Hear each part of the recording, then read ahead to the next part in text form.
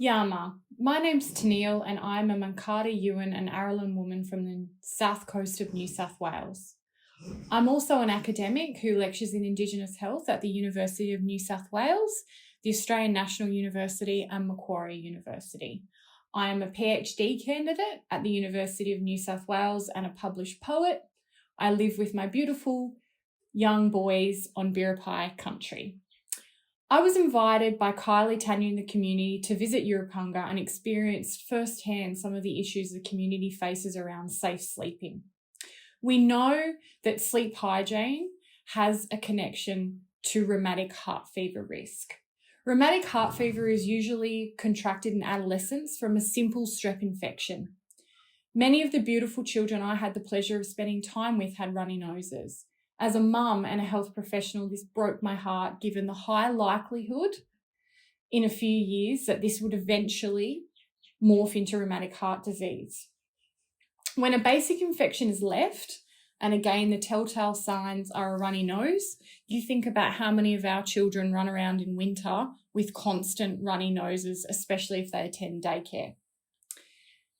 The basic infection sits dormant and over time damages the child's heart valves until the onset of puberty, where it rears its ugly head and can lead to heart failure if left, and of course death. Australia and the Northern Territory have the highest incidence of rheumatic heart fever in the world. This is a national disgrace. Our kids deserve better.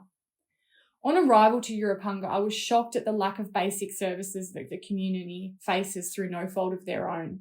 Access to clean water, garbage disposal, and electricity are all services that we take for granted, yet many of the Aboriginal communities don't have access to these.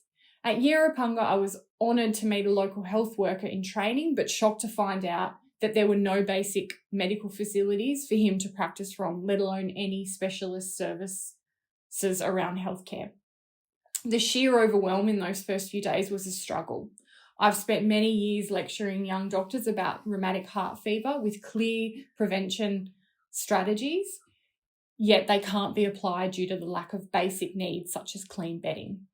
As health professionals, we all know that a good night's sleep on bedding which is hygienic and fit for purpose is a building block for good health. However, I was moved by the connection to culture, the strength of family and kin, and the resilience and drive that the community and their elders demonstrated in their quest to improve their lives and the opportunities of their beloved children. As an Aboriginal woman and a researcher, I know that the solutions to many of the problems presented here today are already known to the community. Our job is not problem solvers. Our job is knowledge and access immobilizers. Successful initiatives fail if they're not led by community, and that is why I believe that this program is successful, even in its infancy, because it is led and supported by the community. Our next stage is to gather research and feedback on the mattresses, as well as train a local researcher to do the work on the ground when we're not there. This is in line with the community's goals of self-determination and will provide an ongoing employment and skill development for a community member. Thank you for your time today, and I hope that our presentation gives you something to think about.